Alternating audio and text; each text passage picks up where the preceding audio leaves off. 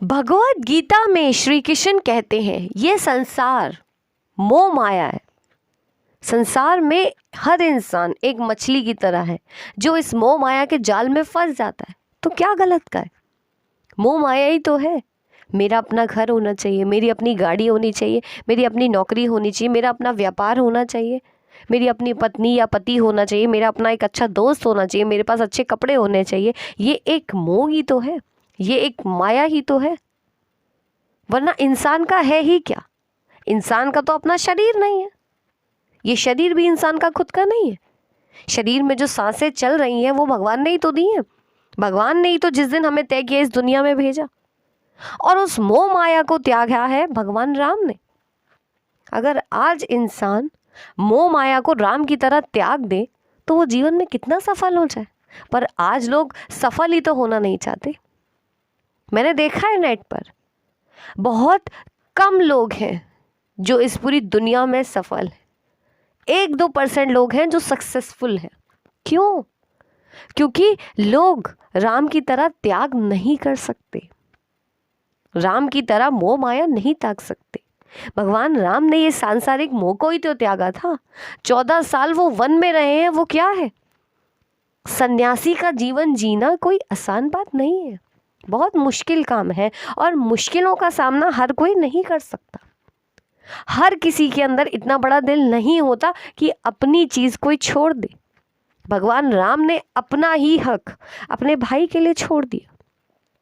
राजा दशरथ के सबसे बड़े बेटे राम हैं और राम का बनना है, हक है राजा बनना, पर वो नहीं बनते। अपने भाई को खुशियां देने के लिए कौन करता है? कौन अपनी खुशियों को कुर्बान कर सकता है किसी और के लिए? आज तो कोई नहीं कर सकता। इसीलिए तो आज कोई सफल नहीं है, इसीलिए तो आज लोग दुखी हैं, क्योंकि मोह माया में फंसे हुए। प्रैक्टिकली अगर हम सोचें, कोई अपनी चीज किसी को दे दे, क्यों देगा कोई? वो सोचेगा फिर मेरा क्या होगा। पर भगवान राम ने ये नहीं सोचा, और यही गीता कहती है भविष्य के बारे में क्यों सोचना है, फल की इच्छा क्यों करनी है। अच्छे कर्म करो ना, अच्छे कर्मों का फल अच्छा होता है। राम ने अच्छे कर्म किए, फल की इच्छा की ही नहीं। ये सोचा ही नहीं कि अब मेरा क्या होगा, मैं सब कुछ दे दूंगा तो मैं कैसे जिंदगी जीऊंगा, ऐसा भगवान राम ने सोचा ही नहीं। भगवान राम ने तो सिर्फ अपना कर्म किया, दुखी रहे पर फिर भी अपने अच्छे कर्म नहीं छोड़े। रावण ने कोई दुख नहीं देखा। रावण मोह माया में फंसा हुआ था। रावण को डर था, अगर मुझसे ये चीज छिन गई तो मेरा क्या होगा। इसीलिए तो रावण को झूठा अहंकार था, क्योंकि अहंकार उसी इंसान को होगा जिसने कभी मेहनत से नहीं कमाया। जैसे रावण ने कुछ भी मेहनत से नहीं कमाया था। क्या सोने की लंका उसने बनवाई थी? नहीं, भगवान शिव ने बनवाई थी। मैं पहले ही अपनी बहुत सारी वीडियोस में बता चुकी हूँ कि सोने की लंका रावण ने नहीं बनवाई थी। तो अगर बनवाई होती तो उसके अंदर शायद एंकर नहीं होता। पुष्पक विमान जो रावण के पास था, जिसे आज हम प्राइवेट जेट कहते हैं, वो भी रावण का अपना नहीं था, बेईमानी से हासिल किया हुआ था। तो अहंकार उन्हीं लोगों को है जिन्होंने छल कपट से छीना है। उन्हें ही डर है अपने कर्मों के फल का, उन्हें ही कल की चिंता है। जिन्होंने आज अच्छे कर्म करे ना, उन्हें कल की चिंता नहीं है। क्यों करेंगे वो कल की चिंता? जब उन्होंने अच्छे कर्म करे तो उन्हें पता है अच्छा फल मिलेगा। रावण क्या कभी शबरी के घर जाएगा? नहीं जाएगा। वो बहुत अहंकारी है, उसके पास सोने की लंका है, वो क्यों शबरी जैसे के घर जाने लगा?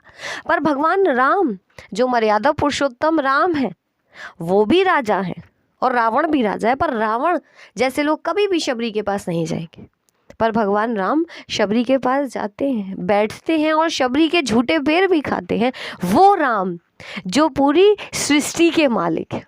समझने की कोशिश कीजिएगा, बहुत बड़ी बात मैं बता रही हूँ कि भगवान जो इस पूरी सृष्टि के मालिक है, उन्हें अहंकार नहीं है। और रावण जो एक छोटी सी सोने की लंका का मालिक है, उसे घमंड है। ऐसे ही तो आज इंसान है। इंसान भगवान की ज़मीन पर अपना कब्जा जमाया हुआ है। आज अगर किसी के पास बंगला है, विला है, फार्म हाउसेज है, कुछ भी है, बहुत बड़ी बड़ी कंपनीज हैं, तो क्या है? बनाई तो आपने भगवान की इस दुनिया में ही है ना। आपको बनाने वाले भगवान है, पर इंसान को अहंकार है, भगवान को अहंकार नहीं। और यही तो भगवत गीता सिखा रही है कि इंसान अहंकार क्यों कर रहा है जबकि उसका कुछ है ही नहीं। इसीलिए तो भगवत गीता कह रही है कि मोह माया त्यागो। मोह माया त्याग दी तो अहंकार ही नहीं होगा। जब आप भगवत गीता की इस सच्चाई को समझ जाओगे कि इंसान का कुछ है ही नहीं, तो अहंकार कभी आएगा ही नहीं, मोह माया होगी ही नहीं, दुख होगा ही नहीं। दुख क्या है? दुख वो है जो इंसान के पास नहीं है, तो इंसान दुखी है। चाहे वो घर हो, गाड़ी हो, कोई कंपनी हो, या किसी कंपनी में नौकरी करना हो, या कोई बड़ा नाम कमाना हो, ये सब मोह है। क्योंकि इंसान इस दुनिया में परमानेंट है ही नहीं, तो उसकी प्रॉब्लम्स कैसे परमानेंट हुई? आज अगर किसी के पास 10 रुपए हैं और उसने 5 खर्च कर दिए, तो अब वो सोचेगा कि ये मेरे 5 अगर ख़त्म हो गए तो मैं क्या करूँगा। पर कल किसने देखा है, ये किसी को भी नहीं मालूम। किसी को नहीं मालूम कल क्या होना है, फिर भी इंसान अपनी कल की चिंता में पागल हो रहा है।